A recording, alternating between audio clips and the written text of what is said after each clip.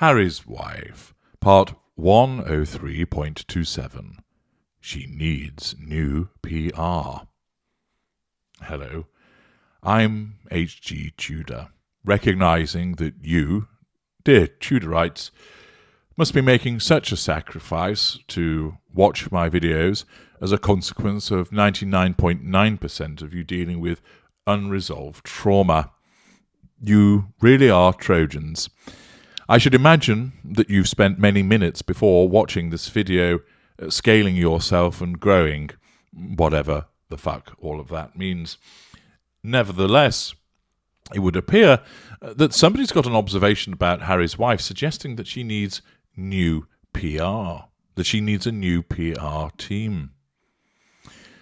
Well, she had already changed it, hadn't she? Sunshine Sachs disappeared and apparently had been taken in-house, presumably, as I've pointed out in the past, as a consequence of the fact that probably they can't afford to employ anybody else externally to do it, and they need to have somebody who will do as they're told as a part of being an employee. But who is suggesting that Harry's wife needs new PR? Well, it's none other than Howard Stern. In an article on a place called The Things, which is part of MSN.com, states, Howard Stern thinks Harry's wife is in desperate need of a new PR team following her Deal or No Deal scandal. The article by Dylan Parker tells us as follows. Howard Stern hasn't spent a great deal of time weighing in on the lives of the royal family. It's just not something the radio legend and best-selling author is all that interested in. Although he has publicly compared Prince Harry to Donald Trump following the Queen's funeral. The self-proclaimed king of all media has also slammed Harry's wife following her comments about her experience on Deal or No Deal, while Howard, like usual, wasn't shy about divulging his true feelings. He ultimately suggested Harry's wife was in desperate need of a new public relations team. Here's why. To understand why Howard Stern said what he said about Harry's wife, one must first understand why there's a controversy surrounding her comments. Prior to marrying into the British royal family, as well as becoming an actor, Harry's wife earned money as a briefcase girl on NBC's Deal or No Deal, hosted by Howie Mandel. Between 2006 and 2007, the soon-to-be Duchess of Sussex, so no points for you, Dylan Parker, getting the county wrong, was featured on 34 episodes of the show, alongside numerous other beautiful women. Their responsibilities were limited, as they mostly just opened suitcases whenever called upon by Howie and the contestants. Well, that is the role of a briefcase girl. During an episode of her Archetypes Podcrap, Harry's wife addressed her time on the show, claiming she felt objectified and like a bimbo. The comments landed her in hot water with everyone from Whoopi Goldberg to Ben Shapiro and, yes, Howard Stern. There was a very cookie-cutter idea of precisely what we should look like. It was solely about beauty and not necessarily about brains. Where, actually, I say to you, Harry's wife, you don't have much in the way of brains, and as for your beauty, it's largely manufactured, so you should thank your own personal god, whatever that is, that there was actually a place for you on the programme. We then get told about the different stations again, and she said that it made her feel objectified and not smart, and she didn't like it. And then, of course, it mentions about the other briefcase girls telling her that she's talking a crock of bollocks.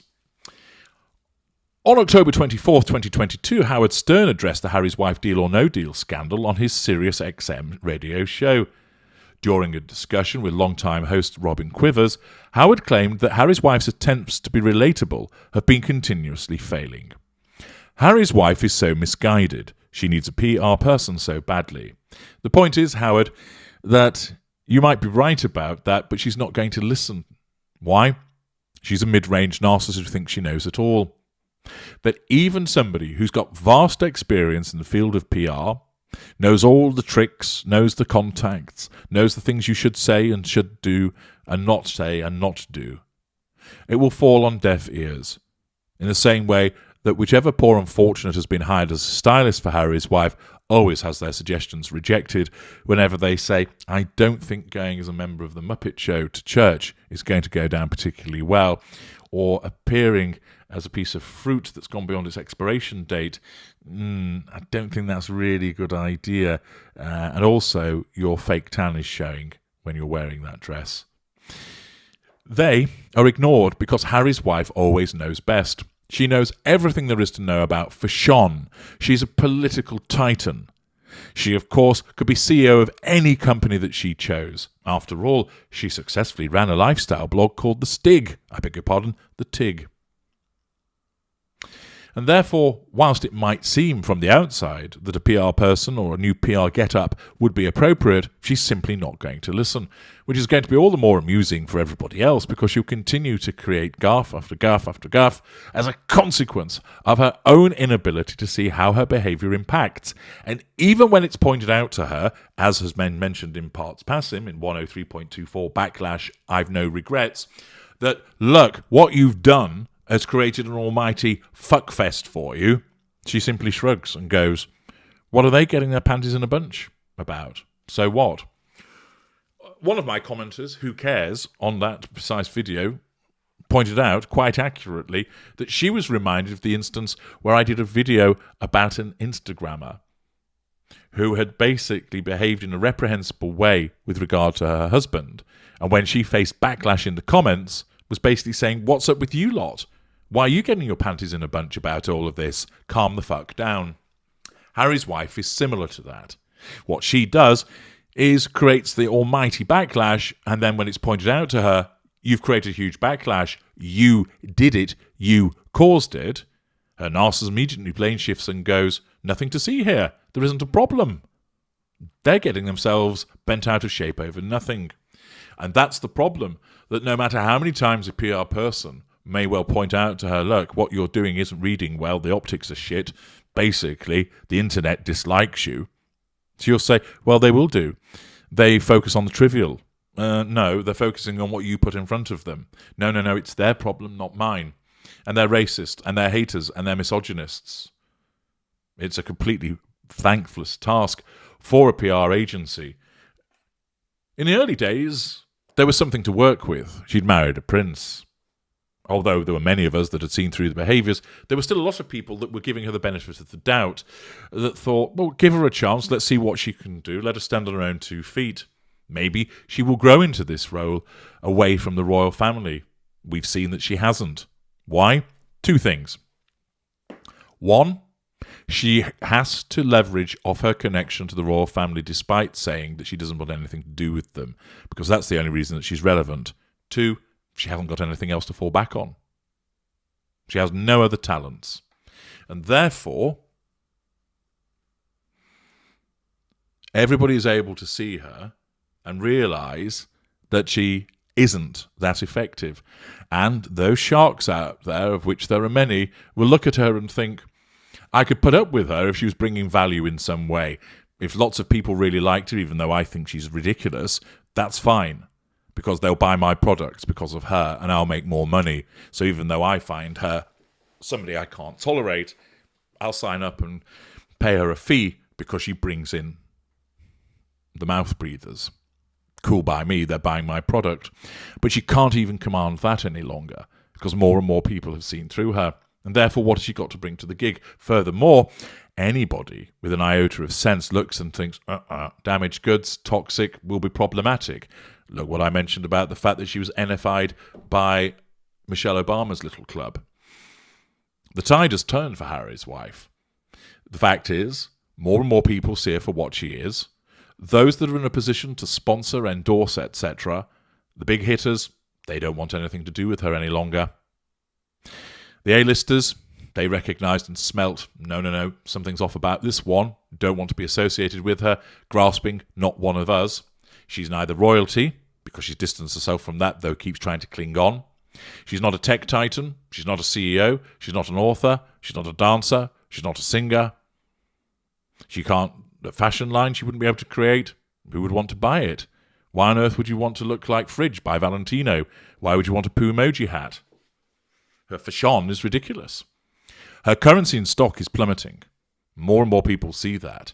and thus it becomes a harder and harder task for whoever is tasked with trying to turn that around. The simple answer is they're not going to be able to do so. So notwithstanding what Howard Stern has to say about her needing new PR, it is not going to help, because she will not listen, and she's pushed it too far already. You see, wiser narcissists would operate behind the scenes, and so their unsavoury behaviours don't get seen on a global platform. With her, she tried to play the game and wasn't up to it, so that when her narcissism couldn't cope with the situation, she was exposed again and again, and in the most global of manners. Queen's funeral, shushing of the colour, service of booing, over and over again. The engagement interview, it was there for the world to see. Mr. Stern continues, stupidly she gave up being a princess and she walked away from the royal family, and she thought this was going to be fucking great, and it's just miserable. People hate her for it. She's not coming off well, Howard said of Harry's wife attempt to show her true personality on her Spotify podcast. She's got the same problem that I've got.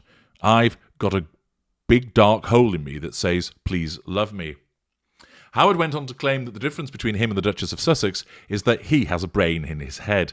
Harry's wife doesn't know what the fuck to do, Howard added before criticising how scripted her podcrap appears to be. She's so actressy, the slow talking. Howard then turned to Harry's wife's comments about Deal or No Deal. Who the fuck is forcing her to go to an audition?